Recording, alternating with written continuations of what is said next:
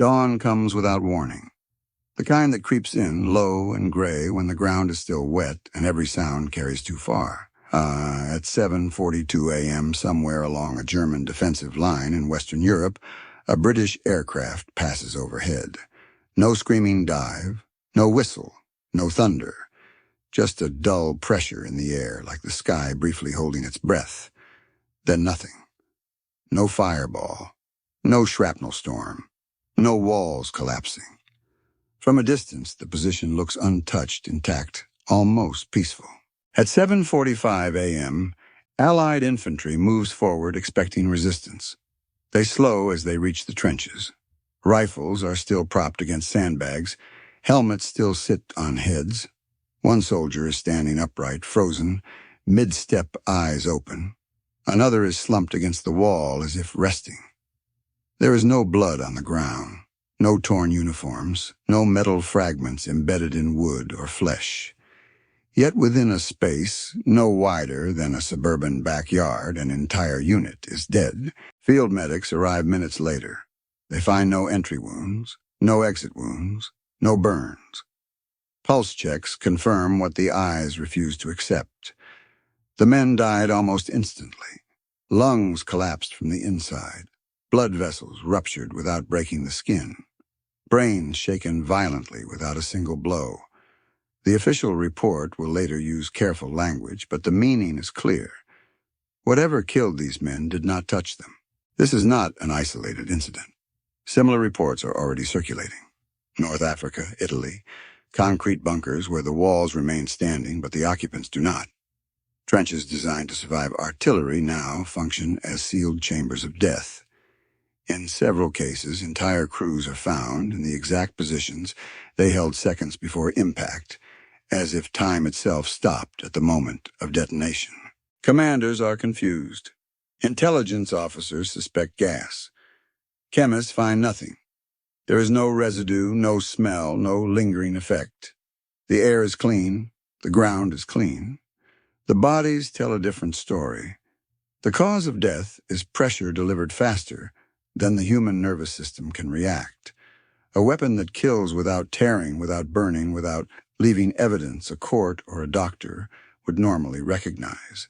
By 8:10 a.m., the position is declared secured. On paper, it is a minor tactical success. In reality, it marks the arrival of a new kind of killing, one designed not to destroy structures, but to bypass them.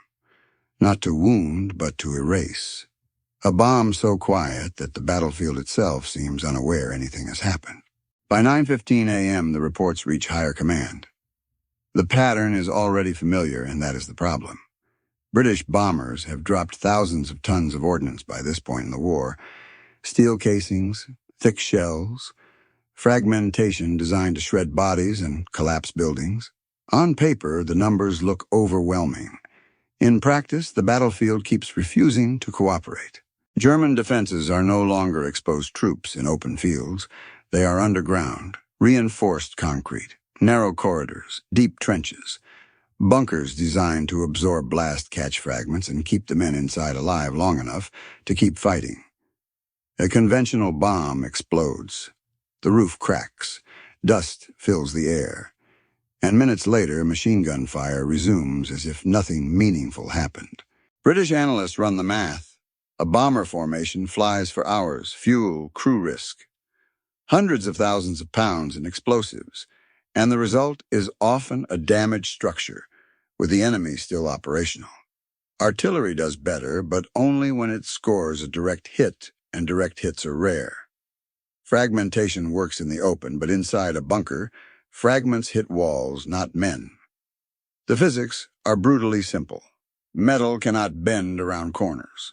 By late 1941, commanders are openly frustrated.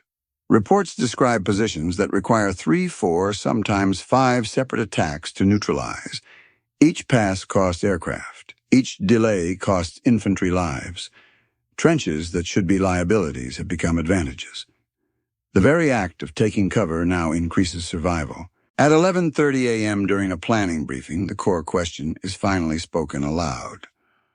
Not how to break the bunker, how to kill the men inside it. Because as long as soldiers can survive behind concrete, the war slows down. Every yard becomes expensive. Every advance bleeds time and bodies.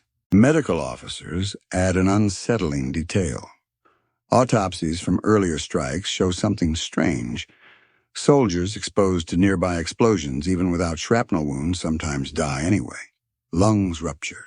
Tiny blood vessels tear. The body fails from internal damage alone.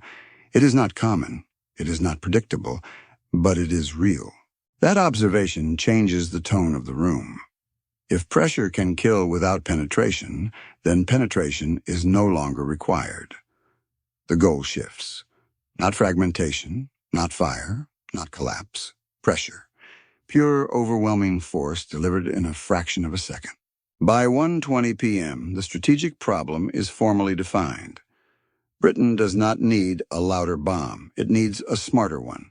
A weapon that ignores walls, that turns enclosed spaces into amplifiers instead of shields. A device that punishes the very act of hiding. This is not about spectacle. It is about efficiency. Killing power per pound of explosive. Effects measured not in craters, but in silence afterward. Because the most dangerous enemy position is not the one that explodes. It is the one that looks intact, but can no longer fight. The solution does not come from a general or a pilot or anyone who has ever charged a trench. It comes from people who spend the war far from the front, surrounded by clipboards, pressure charts, and medical reports stained with coffee rings. Physicists, engineers, army doctors who have been quietly comparing notes since 1918. At 2:40 p.m. inside a research office tied to Britain's armament development program, a pattern finally locks into place, not from a single battle, but from dozens of autopsies that never make headlines. Men pulled from blast zones with no cuts, no burns, no fractures. Yet their lungs look like they have been crushed from the inside. Alveoli torn apart, air forced into places it should never reach. In some cases, the brain shows diffuse damage as if shaken violently without the skull ever being struck. One medical officer writes a line that changes everything. The body does not need to be hit to be destroyed. It only needs to be overwhelmed faster than it can adapt. The engineers listening understand immediately. Air is not empty. It has mass. It can be compressed. And when it moves fast enough, it behaves less like gas and more like a solid wall. Traditional bombs waste most of their energy tearing their own casing apart. That steel becomes fragments, dramatic and lethal in the open, but inefficient in confined spaces. The shock wave is secondary, an afterthought. Someone asks the obvious question almost too quietly. What if the casing were thin? What if the explosive energy were allowed to expand outward instead of inward? What if the weapon were designed not to throw metal, but to push air violently into everything around it? By 4:10 p.m., sketches cover the table. Thin-walled bombs. High explosive fills optimized for pressure rather than fragmentation. Calculations show something unsettling. In enclosed environments, blast waves reflect. They bounce off walls. They overlap. Pressure multiplies. A trench is no longer protection. It is a resonator.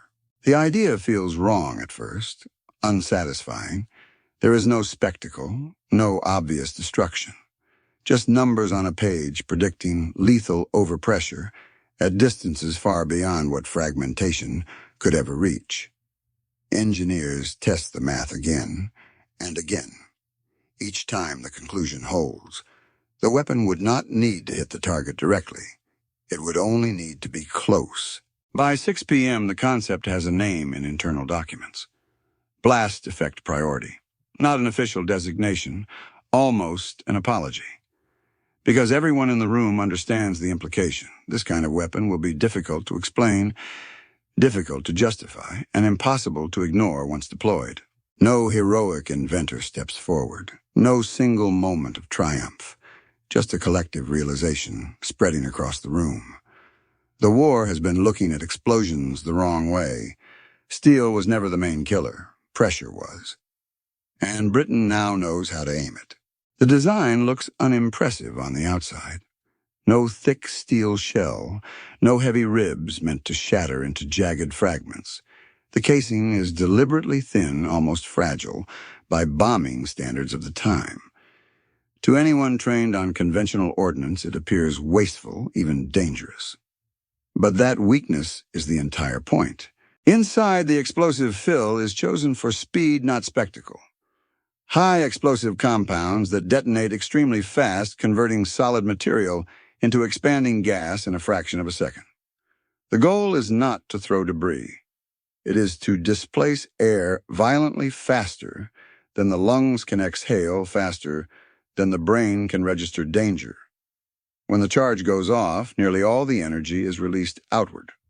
Very little is spent ripping metal apart. The physics are unforgiving. A blast wave travels at several times the speed of sound in the first microseconds. Pressure spikes rise far above normal atmospheric levels and then collapse just as quickly. In open terrain, that wave dissipates. In confined spaces, it has nowhere to go. It reflects off concrete, off packed earth, off the walls of trenches and bunkers, folding back onto itself. Each reflection stacks pressure on pressure. Medical research already hints at what this means. At overpressure levels, far below those required to break bones, the lungs begin to fail. Air sacs rupture. Blood floods spaces meant for oxygen exchange. The heart continues to beat for seconds, sometimes longer, but the body is already beyond rescue. In the brain, rapid pressure changes shear delicate tissue. Consciousness vanishes almost instantly. This is why the bomb sounds different. There is no long rolling thunder, no tearing metal. Witnesses describe it as a heavy thump, a sudden compression, like the world being squeezed and released at the same time. From a distance, it can seem underwhelming. Up close, it is catastrophic. Engineers calculate lethal radii not in terms of fragments, but in pounds per square inch of overpressure. In tests, structures survive while biological targets do not. Doors remain on hinges, sandbags stay stacked, and inside everything living is overwhelmed at once. The most disturbing discovery comes late in testing. The effect is fastest when people are standing or braced.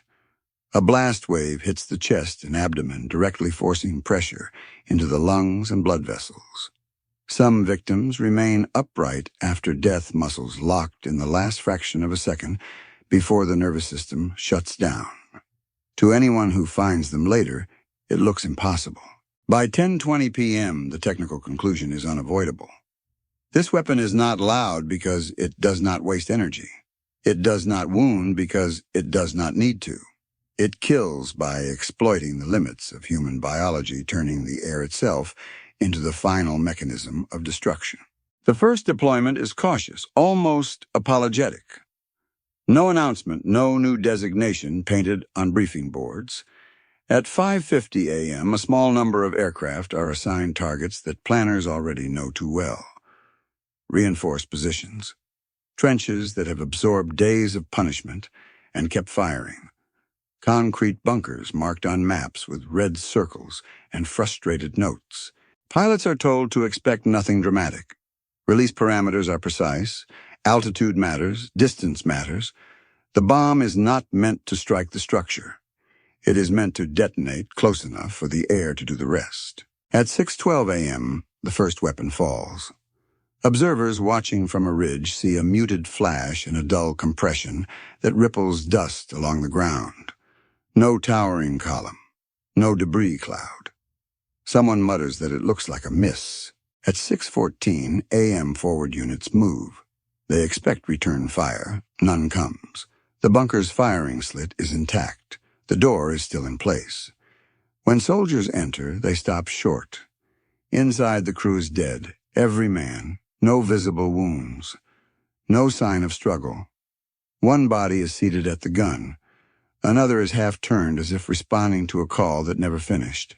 Word spreads quickly through the chain of command, faster than any formal report. Similar strikes follow within hours. Trenches that had resisted repeated bombardment go silent after a single pass. In one case, an entire section is found lying where they had been moments earlier, rifles still slung, expressions unchanged. By 9:30 a.m., commanders are reviewing results they have never seen before. Targets neutralized without structural collapse. Positions captured without close combat. Casualties on the attacking side drop sharply, not because the enemy retreats, but because the enemy is already gone. There is confusion at first. Some units suspect surrender traps. Others think the Germans have withdrawn under cover. Recon teams advance slowly, expecting ambush. Instead, they find the same scene repeated. Intact defenses, dead occupants. Silence that feels wrong. Medical officers confirm the pattern by midday. Internal injuries consistent with massive overpressure. Lungs destroyed, brains damaged, death occurring in seconds. No evidence of fragmentation as the primary cause. The conclusions are clinical. The implications are not. By 1:40 p.m., the weapon is no longer experimental. Requests begin to stack up. Specific targets, specific terrain, enclosed spaces where fragmentation has failed again and again. Commanders realize they are holding something rare in war, a tool that removes the enemy without announcing itself. There is no celebration, no photographs posed beside ruins. The effectiveness is undeniable, but unsettling. This is killing without spectacle. Victory measured in silence rather than smoke. By nightfall, one fact is clear. A battlefield that looks unchanged can now be more dangerous to defend than one reduced to rubble. And for the first time, hiding underground is no longer an advantage. It is a liability. The change does not happen all at once. It creeps in through after-action reports, intercepted messages, small decisions made by frightened men. By 8:30 a.m., German units begin altering routines without orders. Crews spread out instead of clustering. Trenches, once packed shoulder to shoulder, are suddenly half empty. Men step outside bunkers during alerts, choosing open ground over reinforced concrete. This is backwards. Everything they have been trained to do tells them to seek cover, to get low, to get inside. But something about these strikes feels different. Artillery can be heard coming. Bombers can be seen. Shrapnel can be avoided. This weapon gives no warning that matters, no sound to react to, no visible threat to brace against. 1 second, the air is normal. The next, it is lethal. By 10:15 a.m., field reports describe hesitation under fire. Soldiers pause before entering shelters. Some refuse outright. In several engagements, defensive positions are abandoned, not because they are breached, but because no one wants to be inside them when the next aircraft passes overhead. Officers struggle to restore discipline. They threaten punishment. It does not help. Fear rooted in uncertainty spreads faster than orders. Captured correspondence reveals the shift in language. Men write about pressure, about chests tightening, about comrades found dead without marks. Rumors inflate the truth. Some believe the bomb steals the air itself. Others think it stops the heart instantly. No one understands the mechanism, and that makes it worse. An invisible killer cannot be negotiated with. By 1 p.m., British intelligence notes a measurable effect. Defensive fire becomes less coordinated. Crews leave guns unattended during alerts. Trenches that once held firm now thin out at the first sign of aircraft. The weapon is not just killing soldiers. It is breaking patterns of behavior the entire defensive system depends on. Medical units on the German side begin adapting as well. Doctors warn troops not to crowd into enclosed spaces. They cannot explain why, only that survival rates seem higher in the open. This advice spreads informally, passed from medic to soldier, from veteran to recruit. Doctrine starts to fracture under the weight of experience. By 4:40 p.m., the psychological impact eclipses the physical one. Even when the weapon is not used, its possibility shapes decisions. Aircraft noise alone causes men to scatter. Trenches lose their purpose. Bunkers, once symbols of safety, become traps in the mind. British commanders observe something rare, a weapon that continues to work even when it is not present. The enemy adjusts, but every adjustment costs efficiency. Slower responses, weaker coordination, increased exposure in the open. The battlefield becomes unstable not because of destruction, but because of fear. As night falls, the pattern holds. Silence after a strike carries more weight than explosions ever did. Positions captured intact, no resistance offered, men retreating from places designed to protect them. The escalation is not measured in bigger blasts or higher tonnage. It is measured in hesitation in empty trenches, in decisions made seconds too late. This is when the weapon's true value becomes clear. It does not just kill. It forces the enemy to fight against their own instincts. And in war, that is often more decisive than firepower. By 7:20 a.m., the effects begin to show on maps, not just reports. Sectors once labeled heavily fortified are suddenly reclassified as unstable, not because the concrete is gone, because the men are. Defensive depth collapses when soldiers no longer trust the spaces designed to protect them. German doctrine had been built around layered resistance. Trenches feed bunkers. Bunkers anchor strong points. Strong points delay advances long enough for counterattacks to form. That chain depends on one assumption. That shelter equals survival. Once that assumption breaks, the entire system starts to leak. British planners notice something remarkable. Breakthroughs accelerate without proportional increases in firepower. Infantry advances face less resistance, not because defenders are dead everywhere, but because they are no longer where doctrine says they should be. Gaps appear between positions. Communication lines falter. Units hesitate to reinforce each other if it means entering enclosed ground.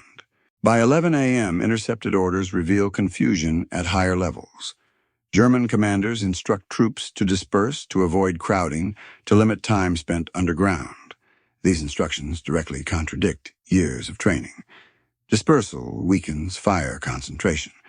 Reduced shelter increases vulnerability to conventional weapons. Every adaptation trades one risk for another. The strategic value becomes clear when tempo changes. Operations that once stalled for days now move in hours. Positions fall intact. Roads open without demolition. Supply routes remain usable. The battlefield favors the attacker, not through destruction, but through paralysis. Allied casualty figures reflect the shift. Fewer close assaults, fewer bunker-clearing engagements, less hand-to-hand fighting in confined spaces. The weapon's impact extends far beyond the bodies it kills. It removes the most dangerous phase of combat by making the enemy abandon it themselves. By 3:50 p.m., the implications reach planners thinking beyond the immediate front. If pressure can neutralize enclosed defenses, then future fortifications will need to change. Thicker walls will not help. Deeper bunkers may make it worse. The lesson spreads quietly. Air is now a weapon. There is restraint in how widely it is used. Not for technical reasons, but political ones. Weapons that leave no visible damage raise uncomfortable questions. How do you document effectiveness when nothing appears destroyed? How do you explain victory when the battlefield looks untouched? So the weapon remains selective. Applied where it matters most, against positions whose collapse will ripple outward. It becomes a force multiplier not by killing more men everywhere, but by unbalancing entire defensive systems. By nightfall, the strategic picture has shifted. The enemy still has guns, still has walls, still has men. What they no longer have is confidence in the spaces between those things. And once that confidence is gone, no amount of concrete can bring it back. This is the moment the war absorbs a new rule. Protection is no longer about what you build. It is about what you cannot avoid. And pressure, once understood, cannot be hidden from. When the war ends, there is no victory parade for this weapon, no iconic photograph, no single name that school books can attach to it. The bunkers it emptied still stand. The trenches it silenced have been filled back in. On the surface, there is little to show for what it changed. Post-war investigators face a problem they did not anticipate. How do you document a weapon whose effects leave almost nothing visible? Buildings intact, terrain unchanged. Death certificates list causes that sound clinical, even mundane. Pulmonary failure, internal hemorrhage, shock. Words that fail to capture what actually happened in those sealed spaces. As the world shifts toward rebuilding, attention moves to what can be seen. Cities in ruins, tanks destroyed, aircraft shot from the sky. The quiet bomb does not fit the narrative. It is too subtle, too unsettling. It raises questions that no one wants to answer publicly. Questions about legality, about morality, about whether killing without marks is somehow different or worse. There is also a practical reason. It fades from view. Once its principle is understood, it cannot be undone.